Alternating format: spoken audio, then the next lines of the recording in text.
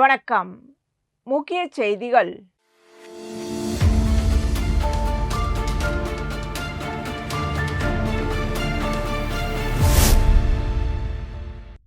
முன்னாள் பிரதமர் ராஜீவ்காந்தியின் 35வது நினைவு தினம் மே 21ஆம் தேதி அனுசரிக்கப்படுகிறது. இதனை முன்னிட்டு புதுச்சேரி பல்வேறு அரசியல் கட்சிகள் மற்றும் அரசு சார்பில் அஞ்சலி நிகழ்ச்சிகள் நடைபெற்றன. கிழக்கு கடற்கரை சாலையில் உள்ள ராஜீவ்காந்தி சதுக்கத்தில் அமைந்துள்ள அவரது திருவுருவ சிலைக்கு புதுச்சேரி துணைநிலை ஆளுநர் கைலாஷ்நாதன், சட்டமன்ற உறுப்பினர்கள் மற்றும் அரசு அதிகாரிகள் மாலை அணிவித்து மரியாதை செலுத்தினர். தொடர்ந்து துணைநிலை ஆளுநர் தலைமையில் வன்முறை எதிர்ப்பு தின உறுதிமொழி நிகழ்ச்சி நடைபெற்றது. இதில் சட்டமன்ற உறுப்பினர்கள், அரசு துறை அதிகாரிகள் மற்றும் காவல்துறை அதிகாரிகள் கலந்து கொண்டு வன்முறைக்கு எதிரான உறுதிமொழியை ஏற்றுக்கொண்டனர். இதேபோன்று காங்கிரஸ் கட்சி சார்பில் நடைபெற்ற அஞ்சலி நிகழ்ச்சியில் முன்னாள் முதலமைச்சர் நாராயணசாமி, பாராளுமன்ற உறுப்பினர் வைத்திலிங்கம், காங்கிரஸ் சட்டமன்ற உறுப்பினர் கார்த்திகேயன் மற்றும் முன்னாள் சட்டமன்ற உறுப்பினர் கலந்து கொண்டு ராஜீவ்காந்தி நினைவு ஜோதியை ஏந்தி அஞ்சலி செலுத்தினர். தொடர்ந்து கட்சி நிர்வாகிகள் சார்பில் நினைவு ஜோதி ஸ்ரீபெரும்புத்தூருக்கு நோக்கி எடுத்து செல்லப்பட்டது.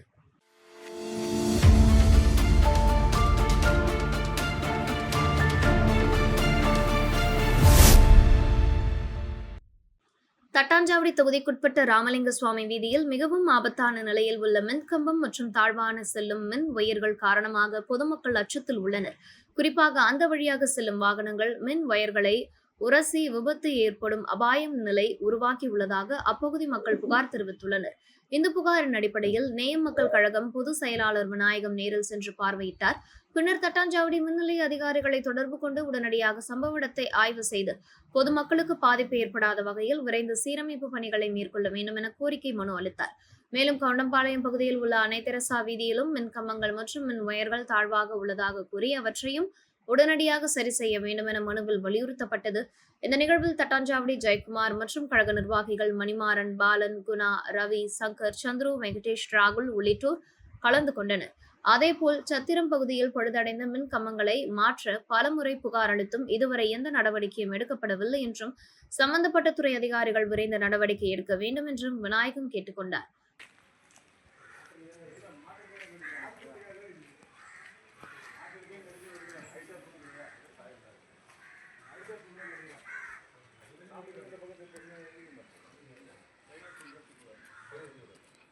கணேஷா உள்ள போங்க.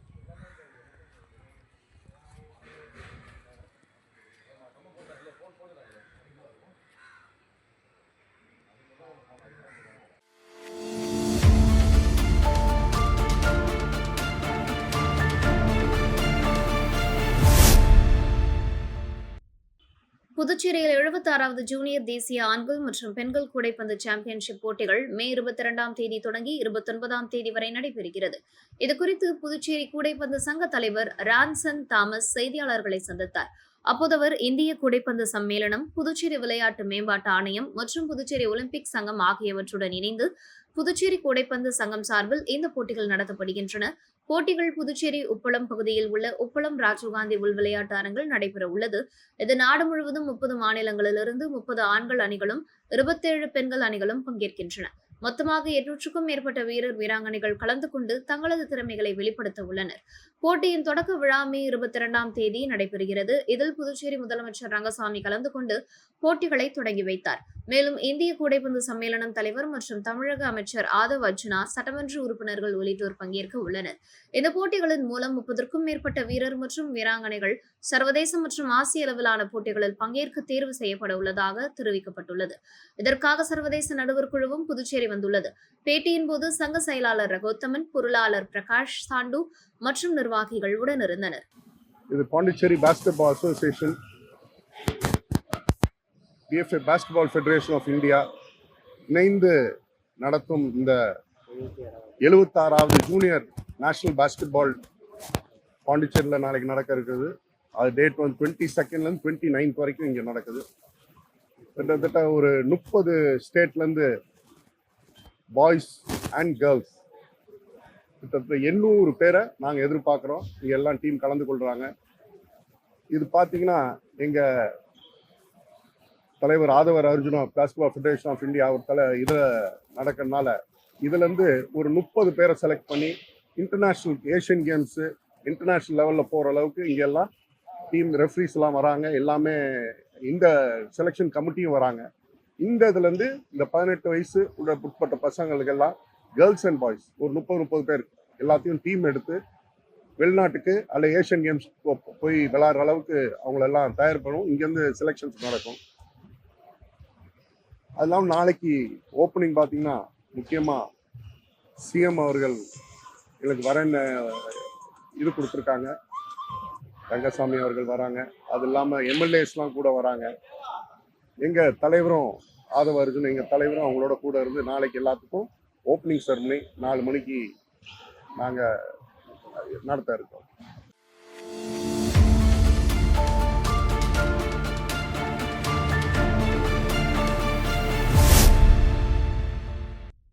புதுச்சேரி வில்லியனூர் பகுதியில் பிரசித்தி பெற்ற கோகிலாம்பிகை உடனுரை திருக்காமேஸ்வரர் ஆலயம் பிரம்மோற்சவ தேர் திருவிழா முன்னிட்டு கொடியேற்ற நிகழ்ச்சி நடைபெற்றது.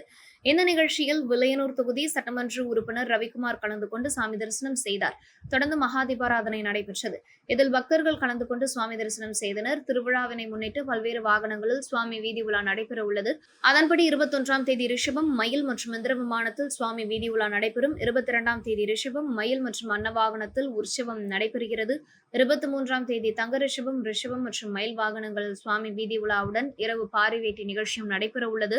24ஆம் தேதி வெள்ளி ரிஷபம் மற்றும் மயில் வாகனத்திலும், 25ஆம் தேதி வெள்ளி யானை ரிஷபம் மற்றும் மயில் வாகனத்திலும் சுவாமி புறப்பாடு நடைபெறும். மேலும் 26ஆம் தேதி நாகம், காமதேனு மற்றும் கற்பக விருட்ச வாகனங்களில் வீதி உலாவும், 27ஆம் தேதி கைலாய வாகனத்தில் வீதி உலாவும் நடைபெறுகிறது. அதனைத் தொடர்ந்து இரவு திருக்கல்யாண உற்சவமும் நடைபெற உள்ளது. திருவிழாவின் முக்கிய நிகழ்வாக 28ஆம் தேதி திருத்தேர் திருவிழா நடைபெறுகிறது. தொடர்ந்து 29ஆம் தேதி தெப்புல் உற்சவமும், 30ஆம் தேதி முத்து பல்லக்கு நிகழ்ச்சியும், 31ஆம் தேதி விளையாட்டு உற்சவமும் நடைபெற உள்ளது. இந்த திருவிழா ஏற்பாடுகளை கோகிலாம்பிகை உடனுரை திருக்காமேஸ்வரர் திருக்கோவில் நிர்வாக அலுவலர் சிவாச்சாரியார்கள், ஆலய ஊழியர்கள், சமனடியார்கள் மற்றும் வில்லியனூர் பகுதி பொதுமக்கள் இணைந்து செய்து வருகின்றனர்.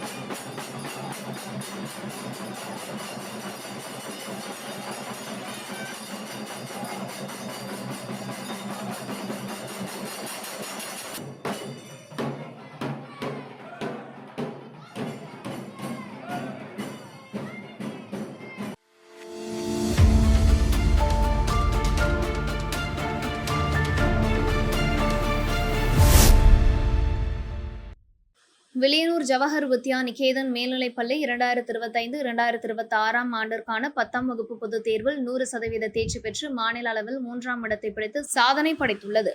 இந்த தேர்வில் கலந்து கொண்ட அனைத்து மாணவர்களும் முதல் வகுப்பில் தேர்ச்சி பெற்றுள்ளனர். மேலும் 400 மதிப்பெண்களுக்கு மேல் 24 மாணவர்களும், 450 மதிப்பெண்களுக்கு மேல் 17 மாணவர்களும் பெற்று பள்ளிக்கு பெருமை சேர்த்துள்ளனர். 500க்கு 494 மதிப்பெண்கள் பெற்று மாநில அளவில் சாதனை படைத்த மாணவி பூவிதா, 491 மதிப்பெண்கள் பெற்று பள்ளியின் 2ஆம் இடத்தை பெற்ற சமிக்ஷா மற்றும் 487 மதிப்பெண்கள் பெற்று 3ஆம் இடம் பிடித்த ஷாலினி ஆகியோரை பள்ளி நிர்வாகி டாக்டர் ராமசவராஜன், சீனியர் முதல்வர் அஞ்சலாட்சி மற்றும் பள்ளி முதல்வர் சாந்தி ஆகியோர் இனிப்பு வழங்கி பொன்னாடை போர்த்தி பூங்கொத்து மற்றும் நினைவு பரிசுகள் வழங்கி பாராட்டினர். இந்த வெற்றிக்கு துணை நின்ற பெற்றோர்கள் மற்றும் ஆசிரியர்களுக்கும் பள்ளி நிர்வாகம் நன்றி தெரிவித்தது. மேலும் வரும் கல்வியாண்டிற்கான 11ஆம் வகுப்பு மாணவர் சேர்க்கை நடைபெற்று வருவதாக பள்ளி நிர்வாகம் தெரிவித்துள்ளது. அதன்படி A1 பாடப்பிரிவில் இயற்பியல், வேதியியல், கணிதம் மற்றும் உயிரியல், A2 பாடப்பிரிவில் இயற்பியல், வேதியியல், கணிதம் மற்றும் கணினி அறிவியல், A3 பாடப்பிரிவில் வர்த்தகம், கணக்கு பதிவு, பொருளாதாரம் மற்றும் கணினி பயன்பாடு, A4 பாடப்பிரிவில் வர்த்தகம், கணக்கு பதிவு, பொருளாதாரம் மற்றும் வணிக கணிதம் ஆகிய பாடப்பிரிவுகளில் மாணவர் சேர்க்கை நடைபெற்று வருகிறது.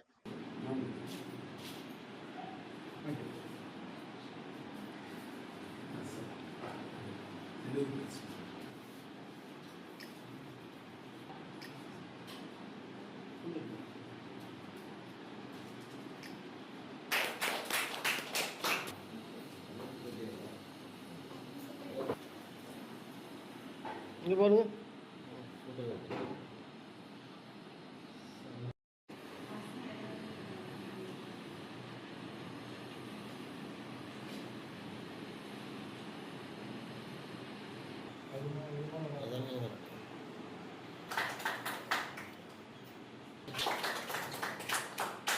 காரைக்கால்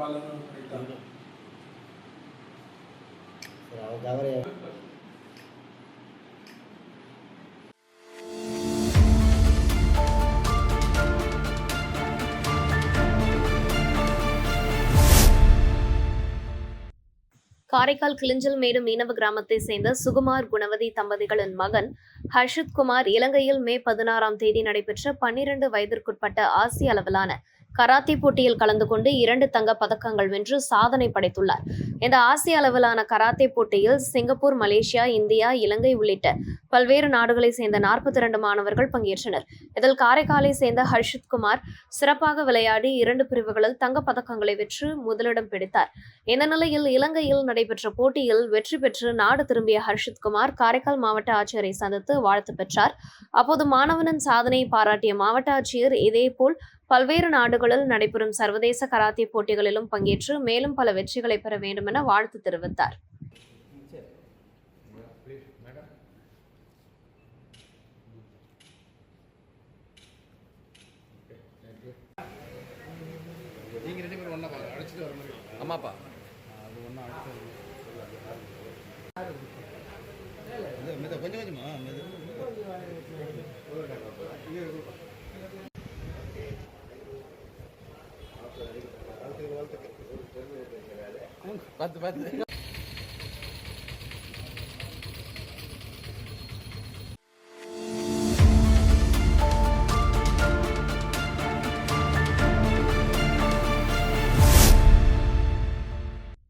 காரைக்கால் மையப்பகுதியான கொத்தளம் தெருவில் அமைந்துள்ள பழமை வாய்ந்த புனித சூசையப்பர் ஆலயத்தின் ஆண்டு திருவிழா கொடியேற்றத்துடன் தொடங்கியது.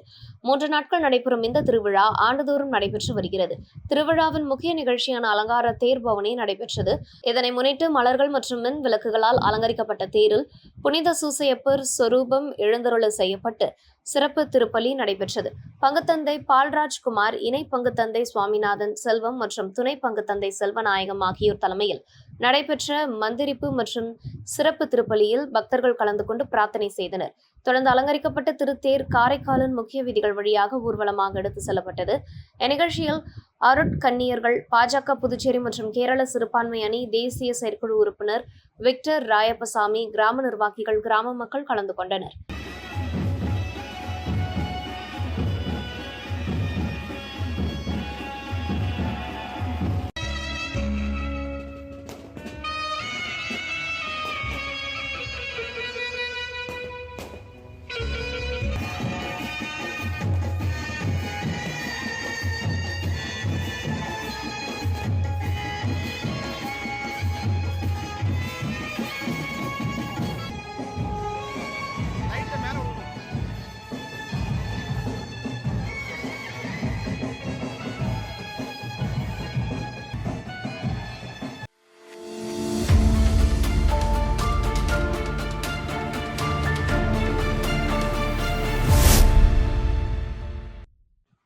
புதுச்சேரியில் செயல்பட்டு வரும் பிரிட்ஜஸ் லேர்னிங் வித்யாலயா பள்ளி தொடர்ந்து 10ஆம் வகுப்பு பொதுத் தேர்வில் 100% தேர்ச்சி பெற்று மேலும் ஒரு சாதனை வெற்றியை பதிவு செய்துள்ளது.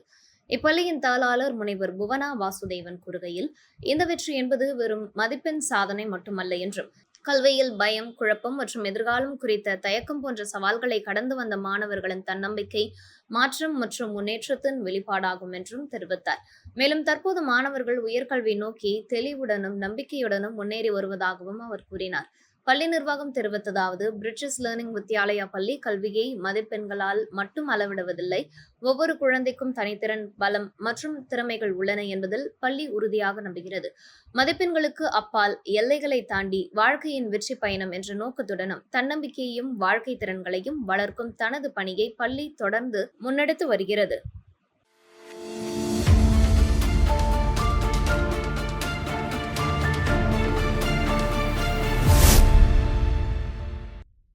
புதுச்சேரி வில்லியனூர் பகுதியில் அண்ணா சிலை அருகே அமைச்சர் நமச்சிவாயத்தின் ஆதரவாளரும் முன்னாள் விஸ்வகர்மா தலைவருமான விஜயகுமார் என்கின்ற வேலுவின் 3ஆம் ஆண்டு நினைவு தினம் அனுசரிக்கப்பட்டது. இதனை முன்னிட்டு வேலுவின் திருவுருவ படத்திற்கு மாலை அணிவித்து மலர் தூவி மரியாதை செலுத்தப்பட்டது.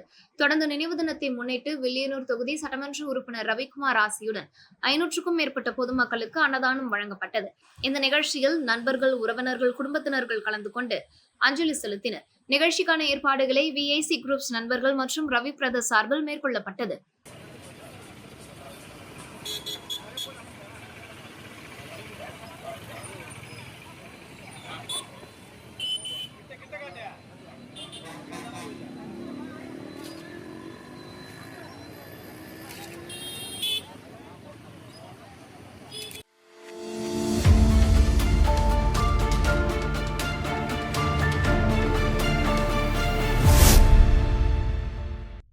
புதுச்சேரி சாந்தி நகரில் செயல்பட்டு வரும் அன்பாலயா மேல்நிலைப் பள்ளியில் 2025-2026 கல்வி ஆண்டிற்கான 10ஆம் வகுப்பு பொதுத் தேர்வில் அனைத்து மாணவர்களும் தேர்ச்சி பெற்று 100% வெற்றியை பதிவு செய்துள்ளனர்.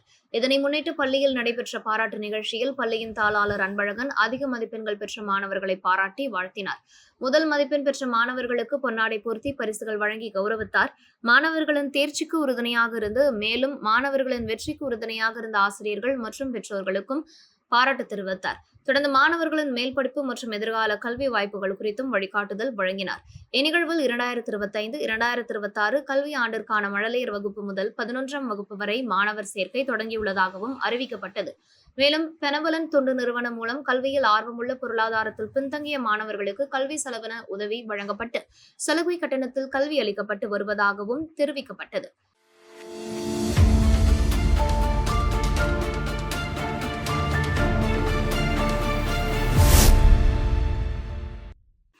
காரைக்கால் அடுத்த திருநள்ளாற்றில் அமைந்துள்ள ஸ்ரீ தர்பாரணீஸ்வர சுவாமி தேவஸ்தானம் ஸ்ரீ சனீஸ்வர பகவான் ஆலயத்தில் நடைபெற்று வரும் வைகாசி பிரம்மோற்சவ விழா மே 13ஆம் தேதி கொடியேற்றத்துடன் விமர்சையாக தொடங்கியது. இந்த பிரம்மோற்சவ விழாவின் முக்கிய நிகழ்வுகளில் ஒன்றான அடியார்கள் நால்வர் புஷ்ப பல்லக்கு உற்சவம் நடைபெற்றது. இதில் திருநாவுக்கரசர், திருஞானசம்பந்தர், மாணிக்கவாசகர் மற்றும் சுந்தரமூர்த்தி ஆகிய அடியார்கள் நால்வரின் உற்சவ மூர்த்திகள் மலர்கள் மற்றும் மின் விளக்குகளால் அலங்கரிக்கப்பட்ட புஷ்ப பல்லக்கள் எழுந்தருளி வீதி உலா வந்து பக்தர்களுக்கு அருள் பாலித்தனர். விழாவையொட்டி ஆலய வளாகம் முழுவதும் பக்தர்கள் சுவாமி தரிசனம் செய்து வழிபட்டனர்.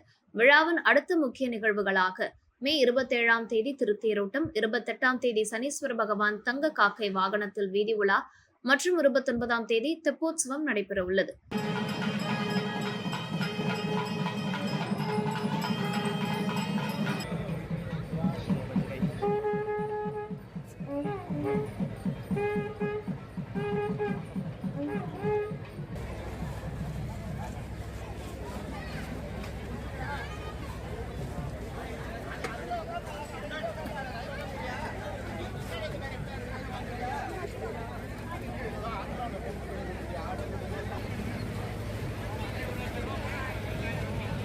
இத்துடன் செய்திகள் நிறைவடைகின்றன. வணக்கம்.